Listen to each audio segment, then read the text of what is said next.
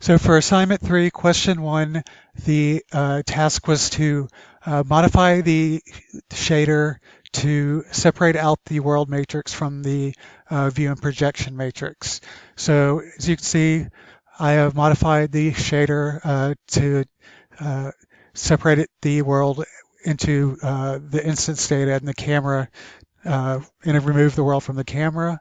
And I inside the um, inside the draw scene, you can see where we are only sending the camera matrix once, um, but we can change the matrices and the colors of the matrices and just send that by itself through update sub resource. And the result is this. For question 2, it was simply just to create the unit pyramid that can be used as a pre-made model.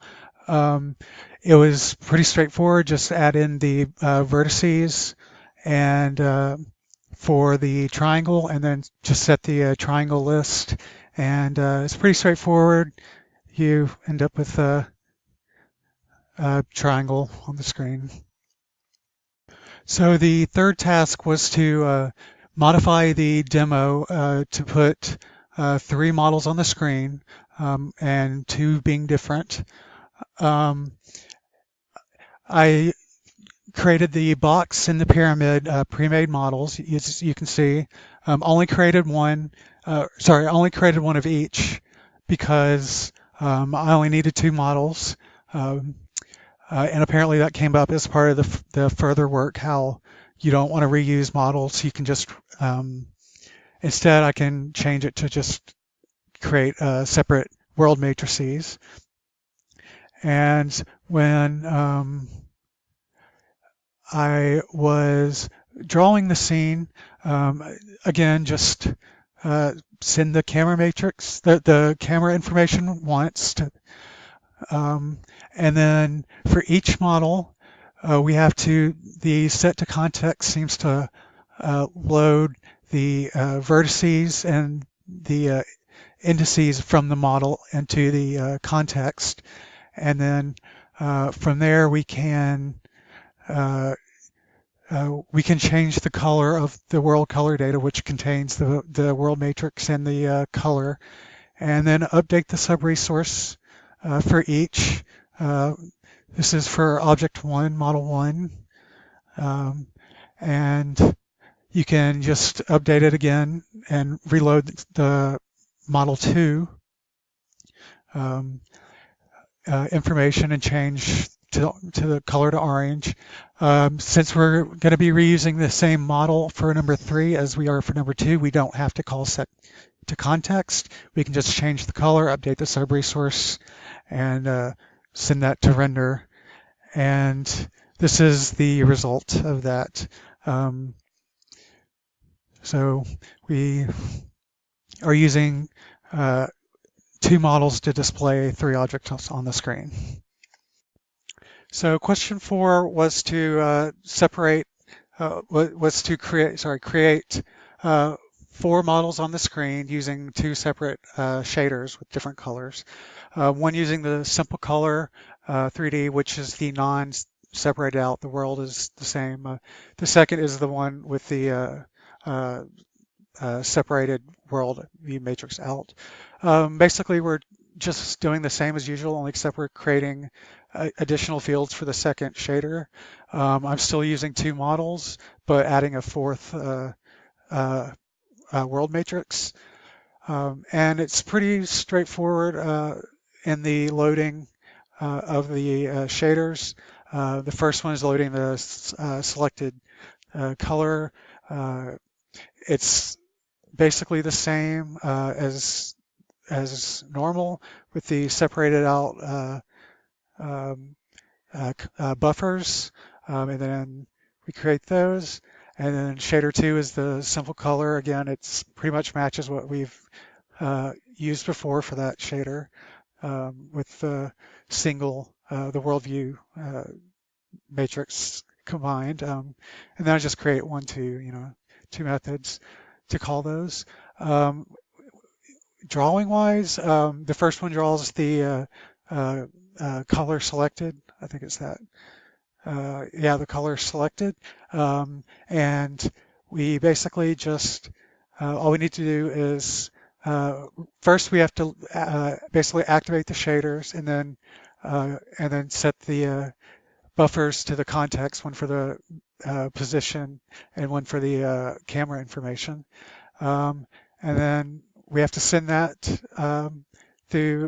we have to send that camera information and then activate the model, which in this case I passed, but this would be like, so we have to activate the model through set to context, which adds in the vertices and index information. And then all we need to do is, for the model, then all we need to do is create the data to send to the buffer and send that through update sub resource, and then send that off to render. And then the second shader does the same thing, just activates the information, but since everything's combined, we only have the one constant buffer. But in general, the procedure is the same, and so the result is this. So we have one triangle and one cube using the same shader, and then that triangle and that's cube using the same shader. So for the further work, I already discussed part one previously. And for part two, about separating out the shader class. So this was a basic idea for a model. Basically, we have a shader as a base class, and then derive pixel shader, vertex shader, and you can have as many shaders as you want, multiple pixel, multiple vertex. And then we just move the information into that specific shader information into the class. I just did one instance of each for this.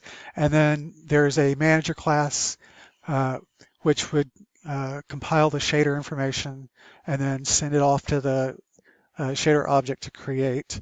And that's going to hold a linked list of shader objects for access. So I've only done a real simple outline. So basically, this is the helper file for compiling the shader, and shader.h is basically just a class, just some simple classes that kind of map to what we've been doing. I've included this in the project. The upload is in part 4 under the shader class in case you want to look at it. And so for question 5, I didn't quite get anything really, get much. So I was doing the sphere. So I was trying to loop through the V slice and the H slice, and at each point create a vector. I was trying to basically take a unit vector and rotate it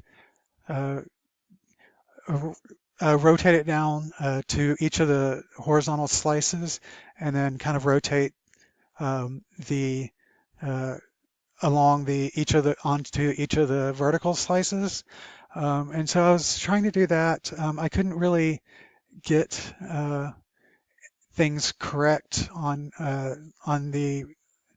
that part, so I don't really have all that much, but this is this is kind of basically where I was at.